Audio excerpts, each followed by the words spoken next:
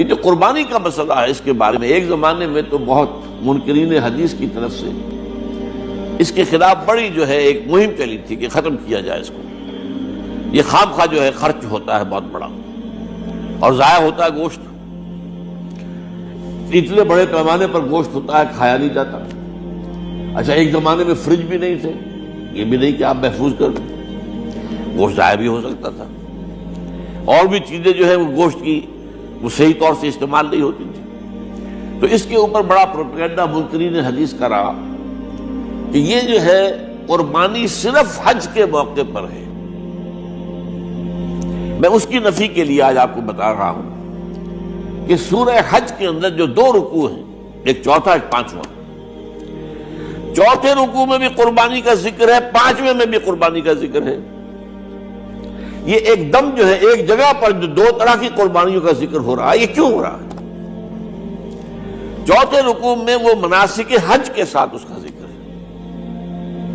وہاں جو فرمایا گیا لِيَشْهَدُوا مَنَافِعَ لَهُمْ وَيَذْكُرُوا اسْمَ اللَّهِ عَلَى مَا رَزَقَهُم مِّن بَهِيمَةِ الْأَنْعَامِ فِي أَيَّامٍ مَّعْلُومَاتٍ عَلَى مَا رَزَقَهُم مِّن بَهِيمَةِ الْأَنْعَامِ فَكُلُوا مِنْهَا وَأَطْعِمُوا الْبَائِسَ الْفَقِيرَ.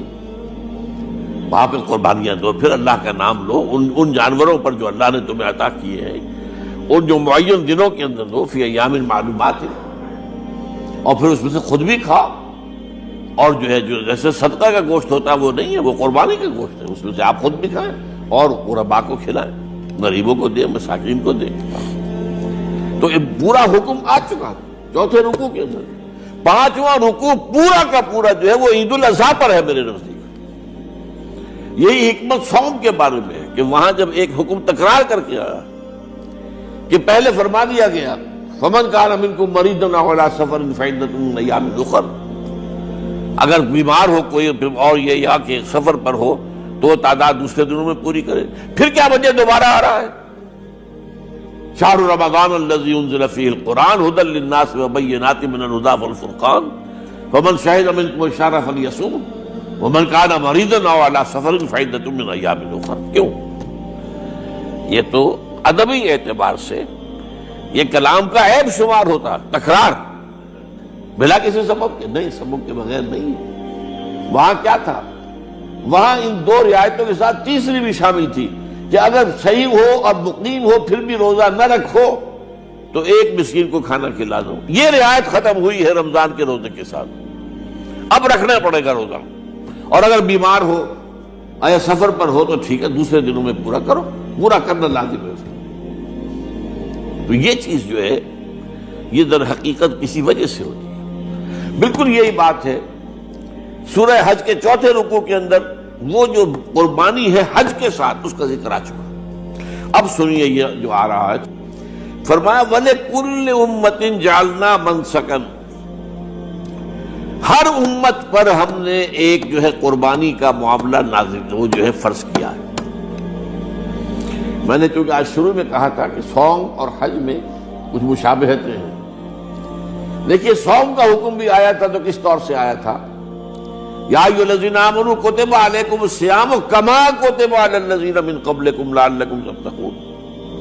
اہل ایمان تم پر روزہ رکھنا فرض کیا گیا جیسے کہ فرض کیا گیا تھا ان پر جو تم سے پہلے تھے. یہاں پر اسی حوالے سے بات ہو رہی ہے کہ اے مسلمانوں یہ قربانی صرف تم پر فرض نہیں کی جا رہی, یہ تو ہر امت پر, ہر نبی ہر رسول کی امت. وَلِكُلِّ أُمَّةٍ جَعَلْنَا مَنْسَكًا لِيَذْكُرُوا اسْمَ اللَّهِ عَلَيْهَا, تاکہ وہ نام لیں اللہ کا, عَلَىٰ مَا رَزَقَهُم مِّن بَهِیمَةِ الْأَنْعَامِ, جو کچھ اللہ تعالیٰ نے انہیں رزق دیا ہے. یہ چوپائے جو ہیں حیوانات قسم کے, ان پر اللہ کا نام لے کر چھری پھیری جائے, اللہ کے نام سے ان کو ذبح کیا جائے. فَإِلَٰهُكُمْ إِلَٰهٌ وَاحِدٌ فَلَهُ أَسْلِمُوا. تو یہ جان لو کہ اس قربانی کی اصل روح کیا ہے؟ وہ یہ ہے کہ اللہ تمہارا ایک الہ ہے, اسی کے سامنے تمہیں سر جھکانا ہے. یہ روح تقویٰ اگر نہیں ہوگی تو یہ قربانی بے معنی ہو جائے گی.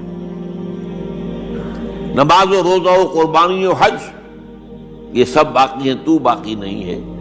جب اللہ تعالیٰ کے ساتھ تعلق نہیں ہے تو یہ ساری چیزیں ریچولز بن جائیں گی.